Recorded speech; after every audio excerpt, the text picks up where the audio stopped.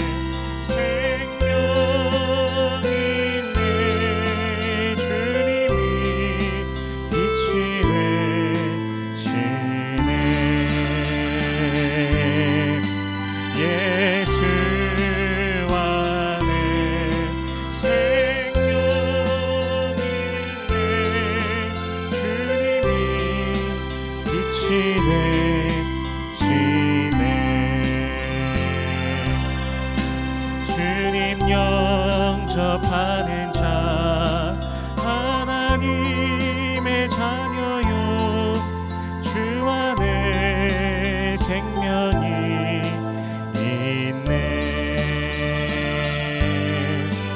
주님 앞에 오시오 어서 빨리 오시오 주 안에 생명이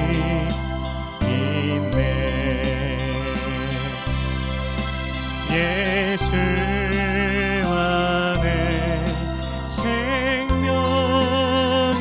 있네. 주님이 빛이 되시네. 예수 안에 생명이 있네. 주님이 빛이 되시네.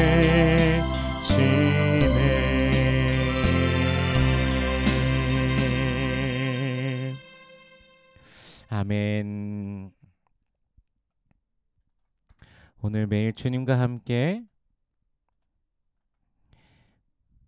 나눌 말씀은 요한복음 6장 41절에서 59절까지의 말씀입니다. 요한복음 6장 41절에서 59절까지의 말씀 봉독하겠습니다. 자기가 하늘에서 내려온 떡이라 하심으로 유대인들이 예수에 대하여 수군거려 이르되 이는 요셉의 아들 예수가 아니냐. 그 부모를 우리가 아는데 자기가 지금 어찌하여 하늘에서 내려왔다 하느냐. 예수께서 대답하여 이르시되 너희는 서로 수군거리지 말라. 나를 보내신 아버지께서 이끌지 아니하시면 아무도 내게 올 수 없으니 오는 그를 내가 마지막 날에 다시 살리리라. 선지자의 글에 그들이 다 하나님의 가르치심을 받으리라 기록되었은즉 아버지께 듣고 배운 사람마다 내게로 오느니라. 이는 아버지를 본 자가 있다는 것이 아니니라. 오직 하나님에게서 온 자만 아버지를 보았느니라. 진실로 진실로 너희에게 이르노니 믿는 자는 영생을 가졌나니 내가 곧 생명의 떡이니라. 너희 조상들은 광야에서 만나를 먹었어도 죽었거니와 이는 하늘에서 내려온 떡이니 사람으로 하여금 먹고 죽지 아니하게 하는 것이니라. 나는 하늘에서 내려온 살아있는 떡이니 사람이 이 떡을 먹으면 영생하리라. 내가 줄 떡은 곧 세상의 생명을 위한 내 살이니라 하시니라.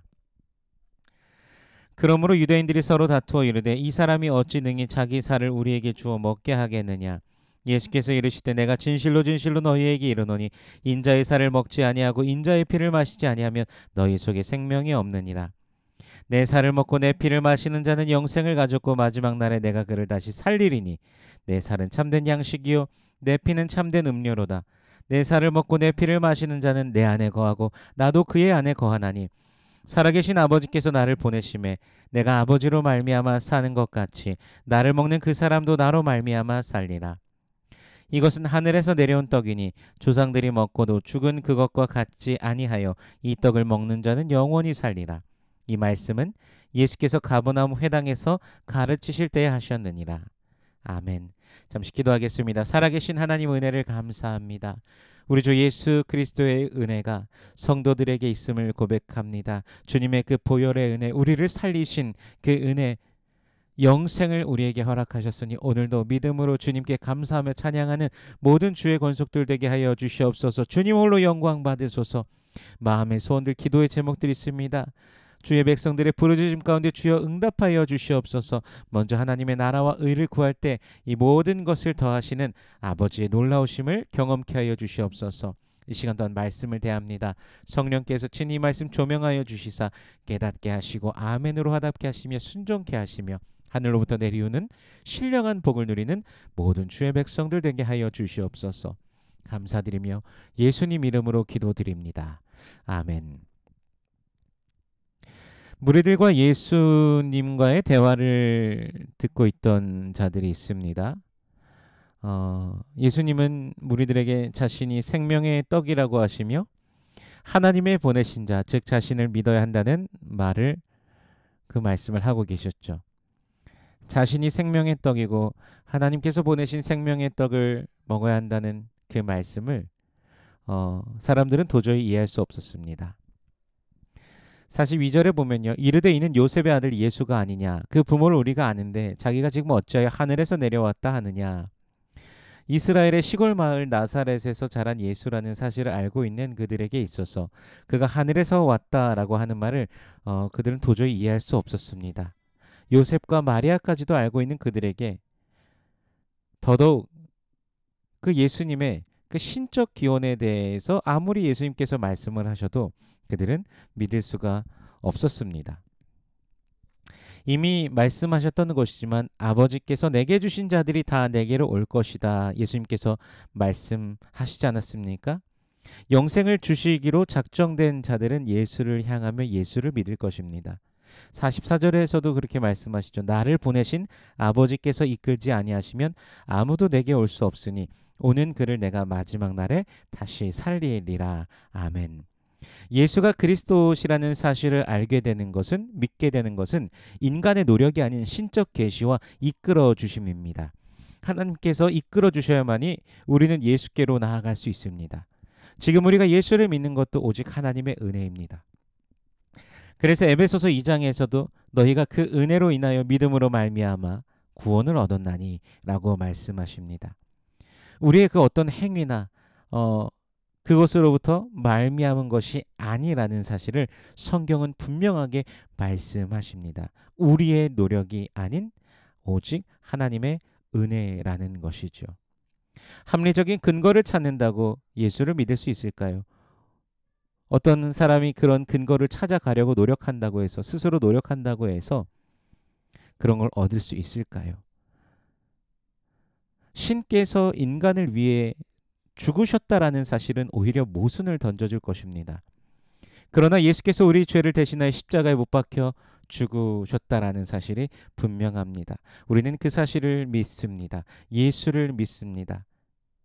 어떤 눈에 보여지는 그 이성과 사고를 충족시켜 줄 만한 그 만족으로는 예수를 믿을 수가 없습니다. 이사야 53장 2절에서 메시아의 모습을 이렇게 표현하고 있습니다. 그는 주 앞에서 자라나기를 연한 순 같고 마른 땅에서 나온 뿌리 같아서 고운 모양도 없고 풍채도 없은즉 우리가 보기에 흠모할 만한 아름다운 것이 없도다. 아멘. 종의 모습으로, 가장 약한 모습으로 오신 예수님을 이사야 53장에서 너무나 잘 보여주고 계십니다. 고운 모양도 없고 풍채도 없고 우리가 보기에 흠모할 만한 아름다운 것이 없다라고 성경은 말씀하십니다. 그러나 그분에게 있는 그 생명의 빛을 하나님께서 보게 하신 자들, 그 안에 있는 생명을 맛보게 되는 것이죠. 바로 그런 자들에게 복이 있는 것입니다. 생명의 떡을 먹는다는 것, 예수를 믿는다는 것이 동일한 의미인데 이것이 사실 이해하기가 이성적으로는 이해하기 쉽지 않습니다. 예수께서 말씀이신데 우리가 이 말씀을 입으로 먹지는 못합니다. 영으로 하나님의 말씀을 먹는 것이죠. 예수를 믿고 그 말씀을 먹는 자 생명의 떡을 먹은 자가 되는 것이죠. 이 땅에 오셔서 친히 제물이 되셔서 죽으시고 피 흘리심을 믿음으로 받는 것, 바로 그분의 살을 먹고 그 피를 마시는 것입니다. 믿지 않는 자들에겐 도저히 이해할 수 없는 표현들인 것이죠. 그래서 오늘 본문에서도 많은 그 유대인들이 이 말씀을 들으면서 이제 52절에 보면 유대인들이 서로 다투면서 말을 합니다. 도대체 사람이 어떻게 능히 자기 살을 주워 먹게 하겠느냐? 마치 사람을 먹는 것처럼 식인 행위를 하는 것처럼 그들은 그렇게 받아들이고 있는 것이죠. 믿지 않는 자에겐 도저히 이해할 수 없습니다. 그러나 믿는 자는 주 예수 그리스도의 그 살을 먹고 피를 마심으로써 그리스도 예수께 참여되고 하나가 되는 것이죠. 그분의 구원을 맛보는 것입니다. 57절 말씀에 보면 이렇게 말씀하시죠. 살아계신 아버지께서 나를 보내심에 내가 아버지로 말미암아 사는 것 같이 나를 먹는 그 사람도 나로 말미암아 살리라. 아멘. 그리고 모든 것은 이 아버지와 아들이 하나가 되심 같이 우리의 믿음이라는 것이 결국 예수 그리스도의 그 관계성 안에 있다라는 것을 말씀해 주시고 있습니다. 예수와 함께하고 예수와 교제하는 자, 예수와는 도저히 떨어질 수 없는 자, 바로 영생을 소유한 자는 사실이죠. 하나님과 그 독생자 예수 그리스도께서 그 끊임없고 아주 그 긴밀한 그 관계, 결코 떨어질 수 없는 세상이 그 어떤 것도 나눌 수 없지요. 그 관계와 같이 우리도 믿음이라는 것은 예수 그리스도 그 살을 먹는 자, 그로 말미암아 산다라는 것, 결국 그리스도 예수와 그 누구도 끊을 수 없는 그 관계성 안에 있다라는 것입니다. 그래서 로마서 6장 5절은 이렇게 말씀하시죠. 만일 우리가 그의 죽으심과 같은 모양으로 연합한 자가 되었으면 또한 그의 부활과 같은 모양으로 연합한 자도 되리라. 아멘. 예수와 교제하는 자는 그의 그 십자가의 그 자리에도 함께하는 자입니다. 그 부활의 자리에 또한 함께하는 자인 것입니다. 그와 함께하는 그 모든 것, 그와 함께하는 모든 상황 중에 모두 거하는 것이죠. 예수 안에 있기 때문입니다. 예수님 밖에서 원하는 대로 왔다 갔다 하면서 하는 것이 아니라 그리스도 예수 안에서 날마다 거하면서 그분 안에 있는 그 생명을 노래하며 기뻐하는 자가 바로 예수 안에 있는 자, 예수 믿는 자라는 것이죠. 오늘도 그분과 교제함 속에 우리 모든 성도님들 승리하시기를 축복합니다. 주님 안에 있는 것이 복입니다. 세상이 그 모든 것을 아무리 누리고 아무리 가질지라도 주님 안에 있지 못한다면 그것은 아무것도 아닙니다. 이 세상의 모든 것은 다 사라지기 때문입니다. 그리스도 예수 안에만 그 영원함이, 영원한 생명이 있습니다. 주님과 함께하는 것이 복입니다. 우리는 오늘도 저 천성을 바라보며 나아갑니다. 주께서 주신 그 생명으로 인하여 기뻐하며 오늘도 주님 주시는 힘으로 승리하며 참된 평강과 기쁨을 누리는 우리 모든 성도님들 되시기를 주님의 이름으로 축원합니다. 기도하겠습니다. 살아계신 하나님 은혜를 감사합니다. 우리 주 예수 그리스도 안에 있는 영원한 그 생명으로 인하여 감사합니다. 날마다 매일의 삶 속에 기뻐하고 주님으로 인해 즐거워하는 우리가 되게 하여 주시옵소서. 캄캄한 어둠 속에 쓰라린 상처와 눈물로 또한 때로는 마음이 지쳐 쓰러질 때도 있는 우리들의 모습입니다. 그러나 그럼에도 불구하고 우리 주 예수께서 살아 계시며 오늘도 우리를 인도하시고 계시다는 그 사실을 온전히 믿으며 주님을 신뢰하며 승리케 하여 주시옵소서. 우리의 인도자 되신 주님을 바라며 더욱더 기대하며 나아갑니다. 우리 모든 상황 중에 함께 하시고 인도하심을 믿습니다. 주님 감사합니다. 육신의 연약한 자를 주님 만지시고 우리 하나님 치료하여 주시옵소서. 감사와 찬양으로 영광 올려드리는 모든 주의 권속들 되게 하여 주시옵소서. 삶의 모든 상황 구석구석 가운데 찾아오시는 우리 하나님의 그 능력을 맛보며 승리케 하옵소서. 예수님 이름으로 기도드립니다. 아멘.